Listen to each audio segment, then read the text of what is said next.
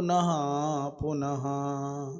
ईश्वरो गुरुरात्मेति मूर्तिभेद विभागिने व्योमवद्व्याप्तदेहाय दक्षिणामूर्तये नमः।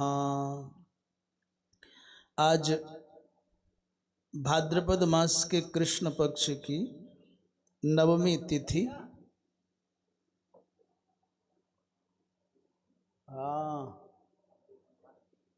नवमी तिथि और दिन है मंगलवार, 27 अगस्त 2024।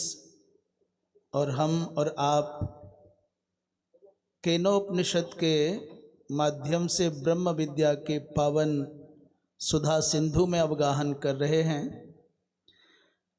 कल भी इस पर चर्चा हुई और आज फिर प्रारंभ करते हैं प्रथम मंत्र के संबंध भाष्य पर। भगवान शंकराचार्य कहते हैं ये ब्रह्म है और उपादेय से विपरीत है, और ये आत्मा ब्रह्म है ऐसा बोध कराने के लिए प्रत्यायितः शिष्यो, ऐसा बोध कराया गुरुदेव ने शिष्य को, जिज्ञासु को, कि आत्मा ही ब्रह्म है। तो कहीं शिष्य के मन में ये भावना हो जाए कि अहम ब्रह्मास्मि, मैं ब्रह्म हूँ और सुष्ठुतया वेदाहम, अच्छे प्रकार से ब्रह्म को जान गया हूँ, ये कहीं अभिमान ना आ जाए, कहीं ऐसा ग्रहण न करने लग जाए। माँ गृहणीयात इत्याशयात, ऐसी पूर्व से भावना करके, ऐसा आशय करके गुरुदेव ने शिष्य की बुद्धि को विचलित करने के लिए अथवा शिष्य की बुद्धि को का परीक्षण करने के लिए प्रश्न करते हैं, विचालन क्यों है? बोले ज्ञान में स्थिरता हो जाए, दृढ़ता हो जाए। गृहीत श्रुत ज्ञान स्थिरता, यही जो गृहीत ज्ञान है, श्रुत ज्ञान है, उस गृहीत श्रुत ज्ञान की स्थिरता के लिए ऐसा कहा। क्या कहा? यदि इति, यदि इत्यादि। यदि इत्यादि माने मंत्र के प्रथम शब्द का संकेत कर रहे हैं। यदि मन्य से सुवेदेति दहर मेवापि नूनम। भैया यदि आप ये समझते हैं कि आपने ब्रह्म को जान लिया है तो वो अत्यल्प ही जाना है, ऐसा मत समझना कि तुम सर्वतः जान गए हो। पूर्व पक्षी ने प्रश्न किया, भगवान ये तो अभीष्ट ही है हमको। यदि जिज्ञासु को ये भान हो जाए कि मैं ब्रह्म को ठीक से जान गया हूँ, मैं ब्रह्म ही हूँ, तो ये तो हमको अभीष्ट ही, आपको भी अभीष्ट है। तो भाष्यकार कह रहे हैं सत्यम, ठीक बात है। इष्टा निश्चिता प्रतिपत्ति ही, ये सत्य है कि हमको अभीष्ट है निश्चय प्रतिपत्ति। निश्चित प्रतिपत्ति माने निश्चयात्मक ज्ञान हमको अभीष्ट है, परंतु नहीं सुवेदाहम इति, बस वो अति नहीं होना चाहिए। जैसे कहते हैं ना, खरा जो होता है, खरा खरा ये बहुत खरा है, परंतु उसमें थोड़ी सी मात्रा बढ़ जाती है तो ये खराब हो जाता है।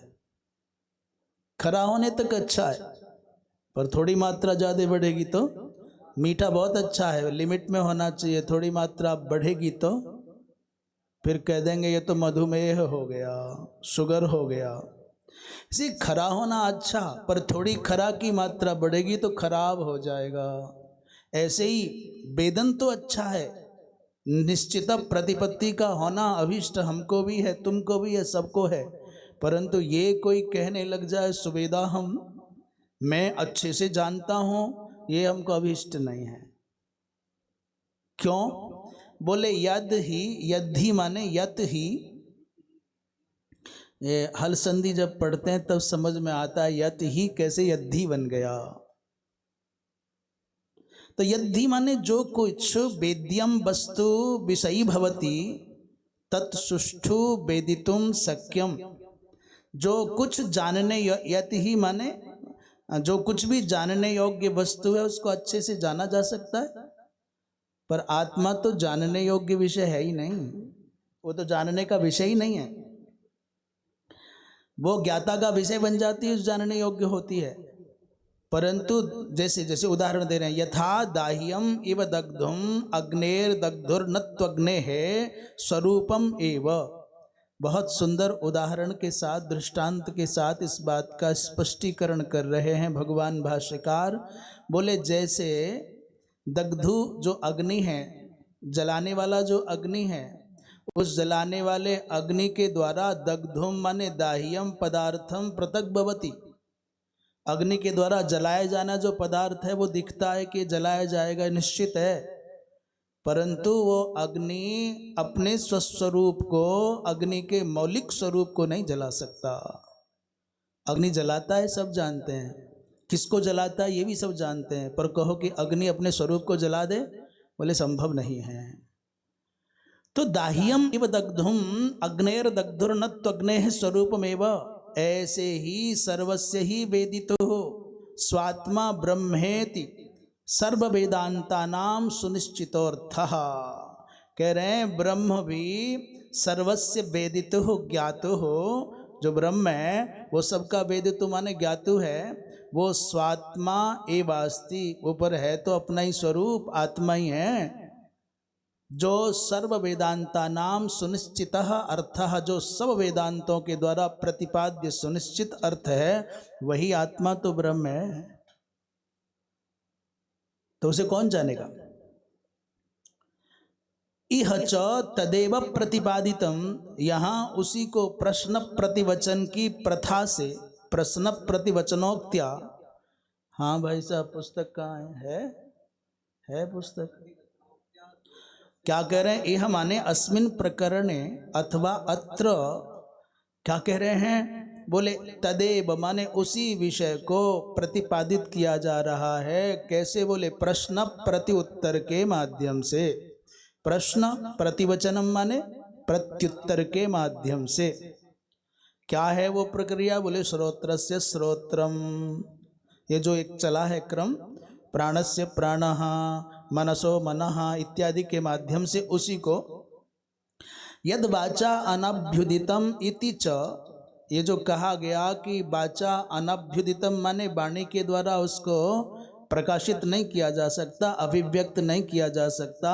विशेषतो अवधारितम माने विशेषतया इस वाक्य के द्वारा जो अवधारित माने निश्चित किया है। क्या निश्चित हुआ? ये कहा अन्य देव तद विदितात अथो अविदितात अधि ब्रह्मविद संप्रदाय निश्चयोक्तः।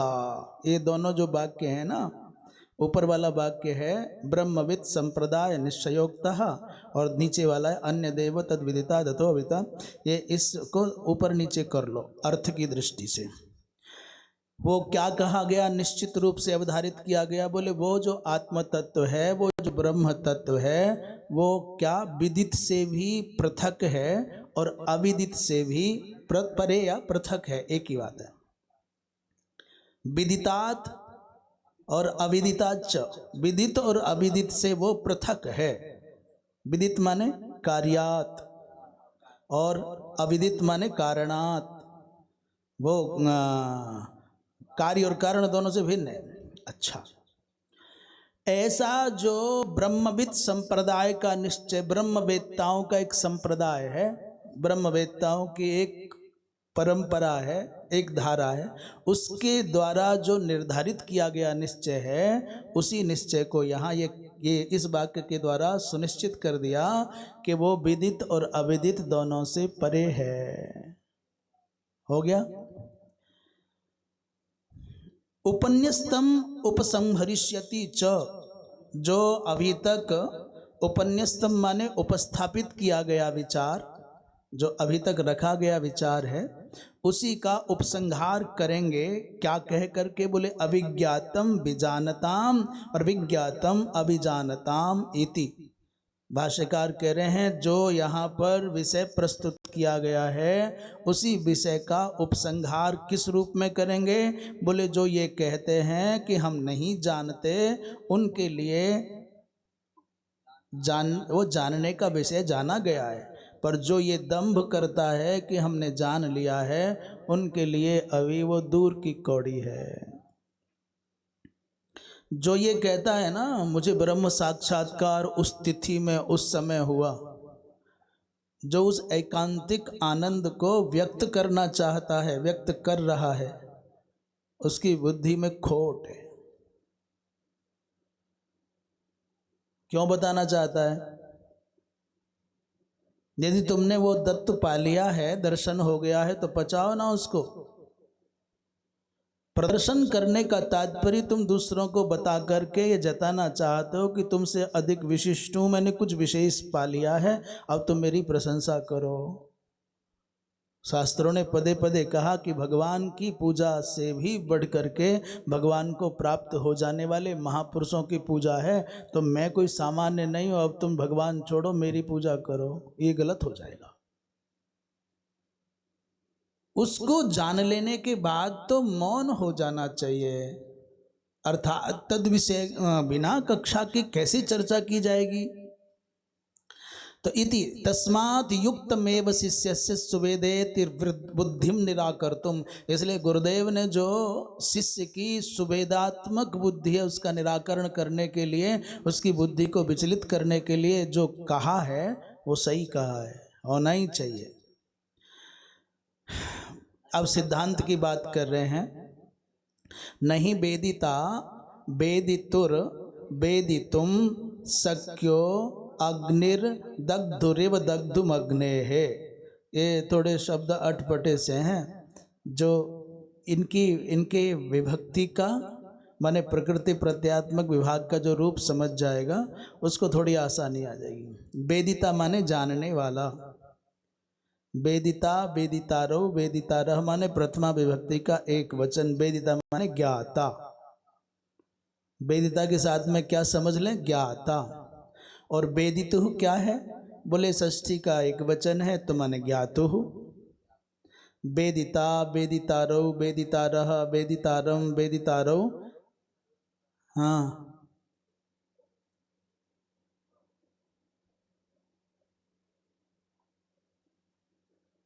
ये वेदितु जो है, पिता पितरौ पितरः माता मातारौ मातारः मातरौ मातरः मातरम मातरौ मातरीन पितरीन, और उसी का षष्ठी के एक वचन में मातुः पितुः, तो वेदितु बन जाएगा।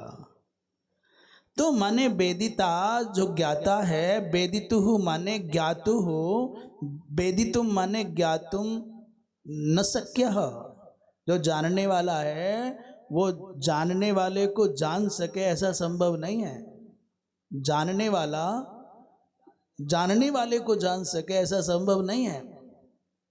जैसे अग्निर्दग्धुरिव दग्धुम अग्ने है, जैसे उदाहरण हम इसको सरल शब्दों में कहें, यथा दग्धुरग्ने है अग्नि दग्धुम न शक्यः, माने यथा जैसे दाहकता युक्तेन अग्निना, जैसे दाहकता युक्तेन अग्निना स्वयं अग्नि दाह्यो न भवितुम शक्यते। दाहकता युक्त अग्नि के द्वारा जैसे अग्नि को जलाना संभव नहीं है, अग्नि के स्वरूप को जलाना संभव नहीं है, ऐसे ही वेदितुः माने ज्ञातुः, वेदिता माने ज्ञाता, वेदितुम माने ज्ञातुम न शक्यः। अर्थात तथैव ज्ञानाश्रितेन ज्ञानिना, ज्ञान के आश्रय से ज्ञानी जानता है। वेदिता माने ज्ञाता, वेदितुम माने ज्ञातुम न शक्यः, ये जानने वाला जिस ज्ञान के आश्रय से किसी और को जानता है, श्वेतर को जानता है, स्वभिन्न को जानता है, उसे को स्व को जानो, स्वस्वरूप को जानो, बोले नहीं संभव। उदाहरण के लिए और समझ लें, आंख सारी दुनिया को देखती, उसे को खुद को देख, आंख कहती देख लेंगे, देखेंगे, कैसे देखोगे? बोले दर्पण लाओ, जल लाओ, कुछ आलम्बन चाहिए, आश्रय चाहिए, तब देखेंगे।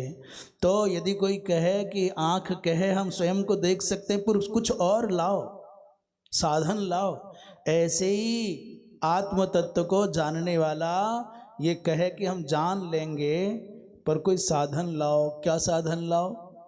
तो कुछ भी, जो भी साधन है, ध्यान का, ज्ञान का, विचार का, आदि का आदि। तो नहीं वेदिता वेदितुर वेदितुम शक्यो अग्निर्दग्धुरिव दग्धुमग्ने है न चान्यो वेदिता ब्रह्मणोस्ति यस्य वेद्यम अन्यत् स्यात् ब्रह्म। इस संसार में भाई ऐसा कोई नहीं है, अन्यः कश्चित भी वेदिता ब्रह्मणः वेदिता, कोई है ही नहीं, ब्रह्म को जानने वाला कोई अन्य है ही नहीं। ब्रह्मणः अन्यः ज्ञाता नास्ति यस्य ज्ञातु कृते तत् अन्यत् ब्रह्म वेद्यं ज्ञेयं स्यात्। क्योंकि सिद्धांततः जो वेदांत के सिद्धांत का निष्कर्ष है उसमें ब्रह्म के अतिरिक्त कोई दूसरा है ही नहीं। जब दो नहीं है तो जानने वाला कौन और जानने के निमित्त कोई विषय कौन? ज्ञाता और ज्ञेय की जो परिकल्पना है वो अद्वैत वेदांत में है ही नहीं। केवल भ्रांति के निराकरण के लिए ये उपचार है, परिचर्चा है। रस्सी में जैसे सर्प का भ्रम हो जाता है तो उस भ्रम के निराकरण के लिए ही परिसंवाद है। वहां नवीनतया कोई रस्सी की उद्भावना नहीं है, सर्प का निराकरण नहीं है। सर्प का निराकरण तो तब बने जब सर्प होवे। सर्प था ही नहीं, सर्प है ही नहीं, सर्प होगा ही नहीं। वो भ्रम के कारण जो परिकल्पना स्थिर हो गई उस परिकल्पना को दूर करना मात्र है। ऐसे ही ब्रह्म के अतिरिक्त न कुछ था, न कुछ है, न कुछ होगा। तो जो परिकल्पनाएं परिभ्रम के कारण हमको घेरे हुए हैं उस भ्रांति का निराकरण ही उद्देश्य है और कुछ नहीं है। उसी के लिए चर्चा है। इसी बात को बृहदारण्यक उपनिषद के अंतर्गत एक मंत्रांश को दे रहे हैं भगवान भाष्यकार। नान्यत अतोस्ति विज्ञात्री। उस ब्रह्म तत्व को जानने वाला कोई दूसरा नहीं है, उसके अतिरिक्त कोई जानने वाला है ये नहीं। इत्यन्यो विज्ञाता प्रतिषिध्यते। मंत्र के द्वारा, बृहदारण्यक उपनिषद के मंत्र के द्वारा ये प्रतिषेध कर दिया कि है ही नहीं। तस्मात् सुष्ठु वेदाहम ब्रह्मेति प्रतिपत्तिर्मिथ्यैव। तो इसीलिए जो ये कह रहा है कि मैं तो ठीक से जान गया, तो जानने वाला तू स्वयं को मानता है और जानने का विषय किसी और को मानता है, तो कहीं और घूम के आ गया भैया, वहां तक नहीं पहुंचा।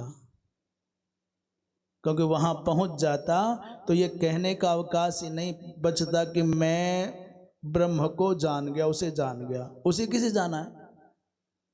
और मैं को जान गया कहने के लिए आवश्यकता क्या रह गई? इसलिए ये जो तस्मात् सुष्ठु वेदाहम ब्रह्मेति प्रतिपत्तिर मिथ्यैव माने काल्पनिक ही है। तस्मात् युक्तमेवाचार्यो यदि इत्यादि। इसलिए जो गुरुदेव ने कहा है कि यदि तो ये समझ रहा है कि मैं ब्रह्म को जान गया हूँ तो दहरमेव माने वो अल्प ही है। आए मंत्र पर मंत्र का दर्शन कर लें, मंत्र का दर्शन कर लें या मंत्र का स्पर्श कर लें। आओ केनोपनिषद के द्वितीय खंड के प्रथम मंत्र का आओ स्पर्श करते हैं, कर लो। यदि मन्यसे सुवेदेति दहरमेवापि नूनं त्वं वेत्थ ब्रह्मणो रूपं यदस्य त्वं यदस्य देवेष्वथ नुमीमांस्यमेव ते मन्ये विदितम्। यदि तुम ये माने बैठे हो कि मैं अच्छे से जान गया हूँ ब्रह्म को, तो तत् नूनम माने निश्चये नैव। नूनम माने निश्चये न, दहरम एव अ, वो दहर ही है माने अल्प ही है, दभ्र ही है माने अल्प ही है। तुम जो समझ बैठे हो कि मैं सब कुछ जान गया, तो तुम जैसे कोई समुद्र में स्नान कराए तो कहते मैंने समुद्र की गहराई नाप ली, समुद्र का विस्तार नाप लिया। तो जो बहुत वर्षों से समुद्र के साथ अटखेलियाँ कर रहे हैं वो खिल्ली उड़ाते हैं, हंसते हैं। कैसे समुद्र की गहराई जान पाएगा? त्वं वेत्था ब्रह्मणो रूपम यदस्य त्वं यदस्य देवेष्वथ।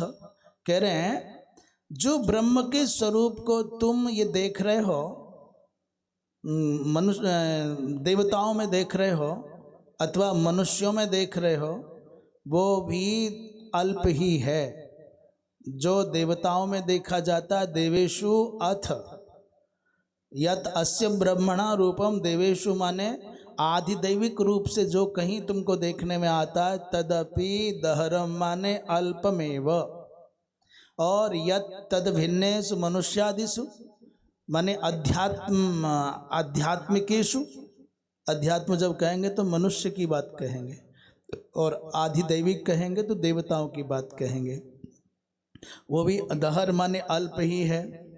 इसीलिए नो निश्चयन मीमांस्यम एवते मन्ये विदितम, तुम्हारे लिए अब भी ब्रह्म विचार का विषय है, मीमांसा का विषय है, हम ऐसा मानते हैं। तुम्हारे मन में ब्रह्म बैठ गया, हम सर्वथा जान गए हैं, वास्तव में जान गए हैं, तो ये तुम्हारे लिए अभी विचार का विषय है, चिंतन करो। भाष्यकार पदभाष्य के माध्यम से कहते हैं, यदि कदाचित मन्य से सुवेदेति सुष्ठु वेदाहम ब्रह्मेति, कि मैं अच्छे से ब्रह्म को जान गया हूँ, ऐसा तुम समझ रहे हो, तो कदाचित यथाश्रुतम दुर्विज्ञेयम अपि क्षीण दोषः सुमेधाः कश्चित् प्रतिपद्यते कश्चिन्नेति साशंकमाह यदि इत्यादि। बहुत अच्छी व्यवहारिक एक बात कह रहे हैं भगवान भाष्यकार।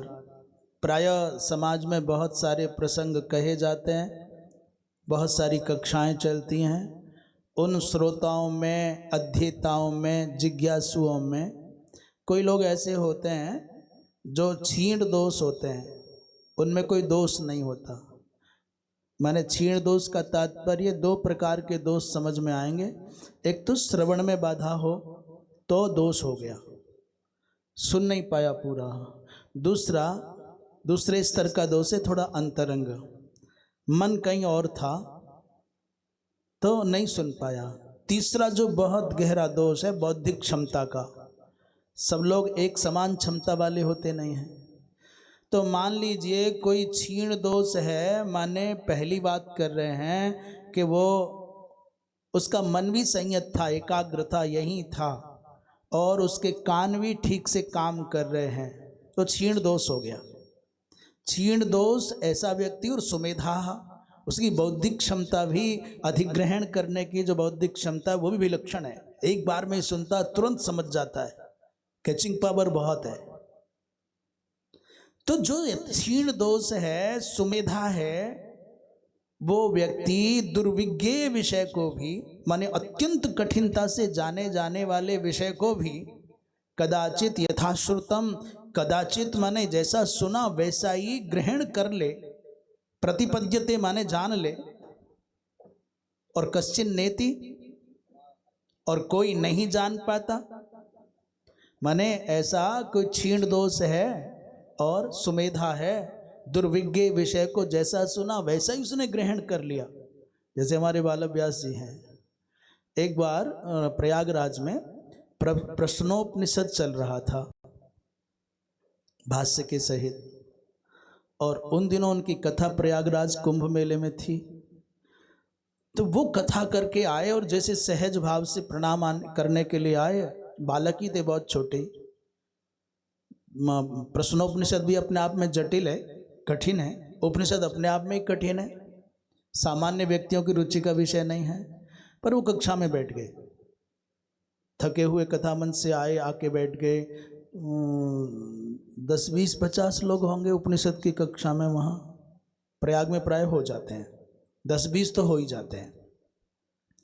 तो किसी प्रकरण का प्रतिपादन करके, जैसा हमारा स्वभाव है, हमने पूछ लिया, समझ में आया, तो किसी ने कहा हाँ बताओ, तो नहीं बता पाए। तो हमने उनसे नहीं पूछा, ये सोच के बालक हैं, इनको क्या समझ में आया होगा। उन्होंने कहा हम बताएं। तो मुझे बहुत आश्चर्य लगा, बहुत बालक थे उस समय, और जैसा भाष्य का प्रतिपादन जिन शब्दों में किया, ठीक वैसा ही का वैसा उन्होंने वहां सुना दिया।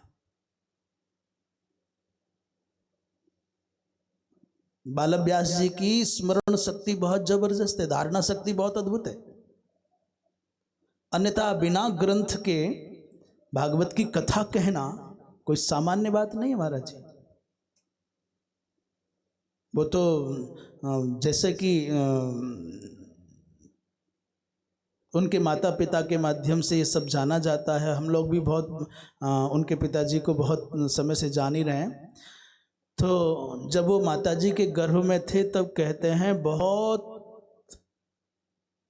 अच्छी संख्या में दोनों ने जप किया है, भागवत जी के पारायण मैया को सुनाया उनके पिताजी ने। तो जो भी है, अस्तु तात्पर्य कोई व्यक्ति सुमेधा हो, क्षीण दोष हो, मन भी संयत रहने वाला हो, एकाग्र रहने वाला हो, तो कठिन से कठिनतर कठिनतम विषय को भी यथावत वो धारण कर सकता है और कोई नहीं भी कर सकता। इसलिए साशंकम आह, आशंका के सहित गुरुदेव का ये कहा जाना ये तो ठीक ही है।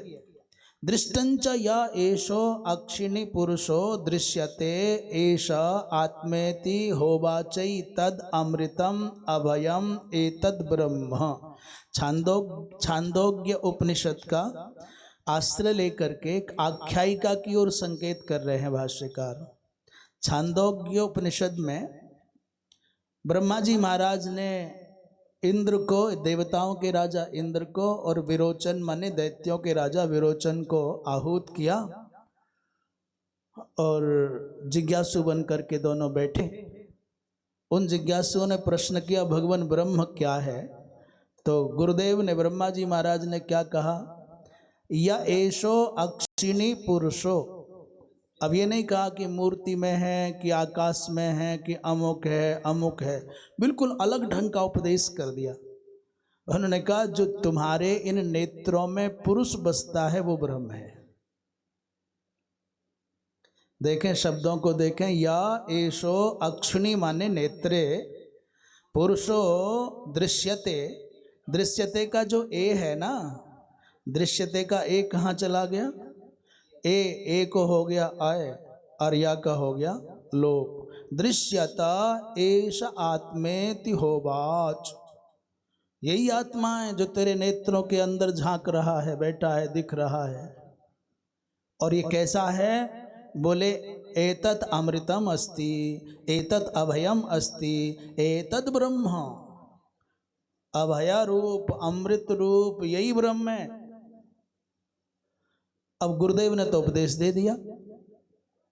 इत्युक्ते माने ऐसा कहे जाने पर प्राजापत्य, प्राजापत्य माने प्रजापति कश्यप का पुत्र होने के कारण, अच्छे पिता का, बड़े संस्कारी पिता के वंश का है, कश्यप वंशीय पंडितोपि। यहाँ भाष्यकार भगवान कह रहे हैं ये जो विरोचन है ये पंडित है। पंडित माने, पंडित का तात्पर्य यहाँ जाति विशेष से नहीं है। पंडित माने पंडा नाम की बुद्धि है जिनके पास। कैसी कैसी पंडा माने किसे कहते हैं? बोले सत असत विवेचनी बुद्धि को पंडा कहते हैं। नित्यानित्य वस्तु का विवेक जिस बुद्धि को है उसे कहेंगे पंडा। माने पंडा जो शब्द है रूढ़ हो गया, वह ये बड़े विद्वान हुआ करते थे तीर्थों में रहने वाले पंडा। पंडा बहुत सम्मानजनक शब्द है, बहुत श्रेष्ठ शब्द है। आज वो तिरस्कार की दृष्टि से सुना और कहा जाने है पंडा है, अरे तो पंडा है। पंडा होना सामान्य नहीं है। जिन दिनों दूर संचार के माने ये प्रचार के साधन नहीं होते थे, पर्व पर, संक्रांति आदि पर, पूर्णिमा आदि पर, अथवा ग्रहण आदि पर, अथवा महाकुंभ आदि के अवसरों पर जब व्यापक रूप से देश देशांतर के लोग तीर्थों में इकट्ठे होते, तब पंडा समाज के प्रमुख जन मार्गदर्शन करते थे, निर्णायक की भूमिका में रहते थे। सत असत का, सही गलत का, विधि निषेध का, उचित अनुचित का जो निर्णय करने की क्षमता रखे, उस बुद्धि का नाम है पंडा। और पंडा नाम की बुद्धि जिनके पास में है उन्हीं को कहा जाता है पंडितः। तारका दिव्यो इतच सूत्र से ये इतच प्रत्यय होता है तब पंडितः बनता है। अच्छा, तो जब ये कहा तो वो यद्यपि बहुत उच्च कुल का है, पंडित है, असुरराट है, विरोचन विशेषण रोचते जस्य मतिर्वा, अथवा मन कह दो, जिसका बहुत मन रुचिपूर्ण विषयों में लगता है। तो स्वभाव दोष बसात, एक गड़बड़ हो गई। वंश अच्छा था, पंडित भी था, पंडित शब्द के द्वारा संबोधन कर रहे हैं, कश्यप जी की संतान बता रहे हैं, बहुत कुछ अच्छा, परंतु क्या गड़बड़ है? बोले स्वभाव दोष, संगति ठीक नहीं थी। दैत्यों के मध्य में बैठने के कारण स्वभाव दोष बसात अनुपपद्यमानमपि विपरीतम अर्थम शरीरम आत्मा इति जग्राह। उसने क्या कर लिया? गुरुदेव ने कहा कि आंखों में जो पुरुष दिख रहा है वही ब्रह्म है, वही अमृत है, वही अभय है। अमृत और अभय इन दो शब्दों को नहीं पकड़ा, बस ब्रह्म पकड़ लिया। जल्दी जल्दी से दौड़ करके गया और पानी में अपनी आंखों को देखा गौर से। आंखों के अंदर दिखा, ये आंखें दिखती हैं बड़ी सुंदर सुंदर, आंखों के अंदर एक काला काला घेरा दिखता है और उनके भी अंदर एक और बिंदु दिखता है, बहुत प्यारा सा गोल गोल। उसके अंदर भी एक बिंदु है अत्यंत सूक्ष्म, वह यह सूक्ष्म लेंस जैसा जो देखने का काम करता है। यह जो शीशा है ना, ये तो शोकेस है, ये आंखें नहीं है, इनमें देखने की क्षमता नहीं है। इसके अंदर जो कृष्ण तारा के अग्रभाग में है, इसलिए तर्क संग्रह में कहा कृष्ण ताराग्रवर्ती।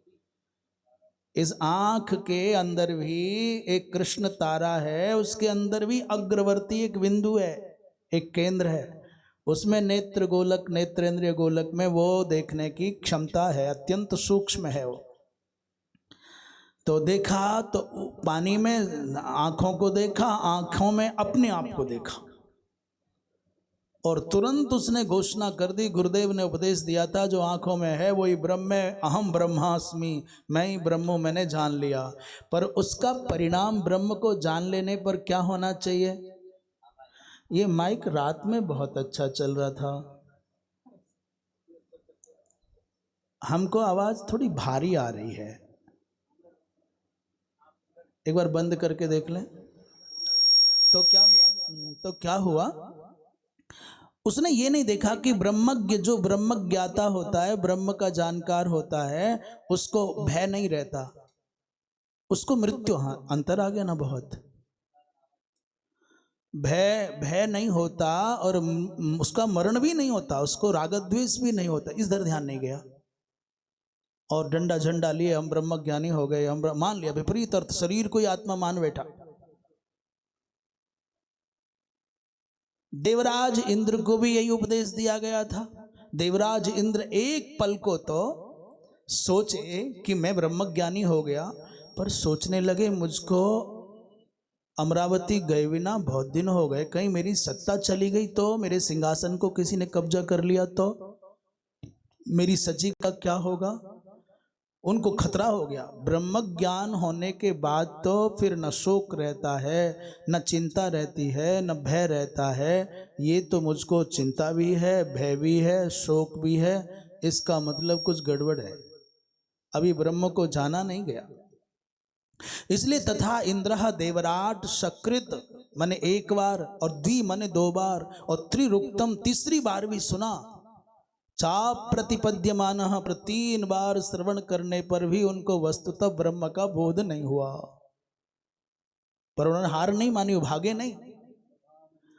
इसलिए 3 बार जो श्रवण किया उसका फल क्या हो? बोले स्वभाव दोष क्षयम अपेक्ष्य। उन्होंने सोचा कि 1 बार 2 बार 3 बार निरंतर ये जो संघर्ष हुआ है, ये जो घर्षण हुआ है, मंथन हुआ है, इससे स्वभाव के दोषों का निराकरण हुआ है। और उसी उपदेश को गुरुदेव से जो पहली बार में कहा था वही उपदेश, ये तुम्हारे नेत्रों में जो है वही ब्रह्म है। चौथी बार भी गुरुजी ने वही कहा, कुछ नया नहीं कहा।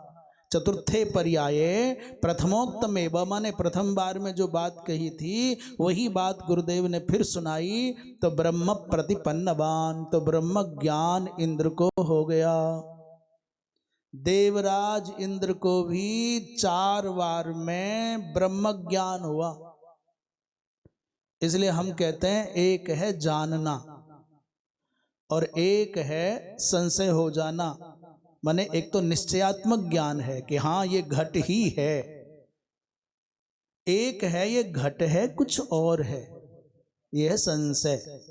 और एक है घट को खोपड़ी मान लेना, ये है विपरीत ज्ञान। एक तो ये है, ये रस्सी और सर्प वाला समझ लेते हैं।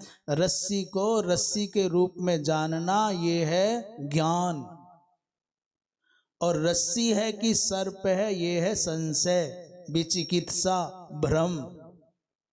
अभी दोनों चांस हैं, 50-50 है, पर रस्सी को सर्प मान लेना ये विपरीत ज्ञान है।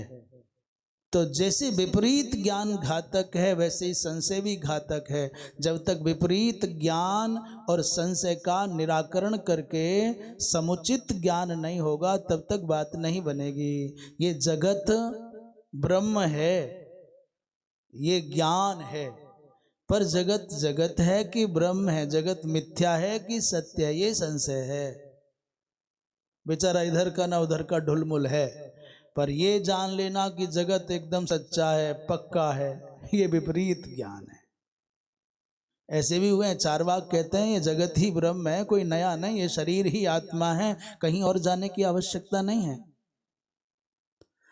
तो लोकेपि एकस्मात् गुरु शृण्वताम्, इस संसार में भी व्यवहार में देखा जाता है एक ही गुरु से, गुरु सकाशात शृण्वताम्, सुनने वालों में कश्चित यथावत प्रतिपद्यते, कोई तो यथावत ग्रहण कर लेता है, जैसा गुरुदेव ने कहा वैसा समझ में आ जाता है। और कश्चित विपरीतम, कोई उल्टा ज्ञान कर लेता है, बिल्कुल उल्टा समझ पाता है, जैसे विरोचन ने समझ लिया। और तीसरा बोले कश्चित न प्रतिपद्यते, किसी की समझ में कुछ आता ही नहीं है। इसलिए एक के 100 में से 100 नंबर आ जाते हैं, एक के 50 आ जाते हैं, और एक आता है 0 बटा सन्नाटा। क्या कहता है 0 बटा लड्डू, वो आता है 0 बटा सन्नाटा। तो लोक का उदाहरण भी दे दिया। किम वक्तव्यम अतीन्द्रियम आत्मतत्वम अत्र ही विप्रतिपन्नाः सत असतवादिनस् तार्किकाः सर्वे। तो जब ये सामान्य विषयों में ऐसा हो जाता है, तो किम वक्तव्यम, क्या कहें अतीन्द्रिय आत्म तत्व के विषय में। जो अतीन्द्रिय है, सर्वथा इंद्रियों से परे का विषय है। जो इंद्रियों के विषय हैं उनमें भी 3 प्रकार की धारणा हो जाती है। सुनिश्चित ज्ञान हो जाता है, भ्रमात्मक ज्ञान हो जाता है, और विपरीतात्मक धारणा बन जाती है। तो जो इंद्रियों से परे का विषय है उसके बारे में तो क्या ही कहा जाए। किमाश्चर्यम अत्र अतीन्द्रिय आत्मतत्वे अभिज्ञाते आत्मतत्वे अत्र ही विप्रतिपन्नाः, विप्रतिपन्ना माने विपरीतार्थावगमकाः, माने विप्रतिपन्ना माने विपरीत अर्थ का ग्रहण करने वाले, सत और असतवादिनः, सत असत कहने वाले, सदवादी और असतवादी के तार्किकाः। यहाँ तार्किकों की चुटकी ले ली भगवान भाष्यकार ने। बोले अब इनके बारे में चर्चा कल ही करेंगे, यहीं आज विराम। ये आज भी प्रथम मंत्र का, कल जो हुआ था प्रथम मंत्र का भाष्य भूमिका हुआ, और आज प्रथम मंत्र का प्रथम भाग है, कल पूरा होगा। पूर्णमदः पूर्णमिदं पूर्णात् पूर्णमुदच्यते पूर्णस्य पूर्ण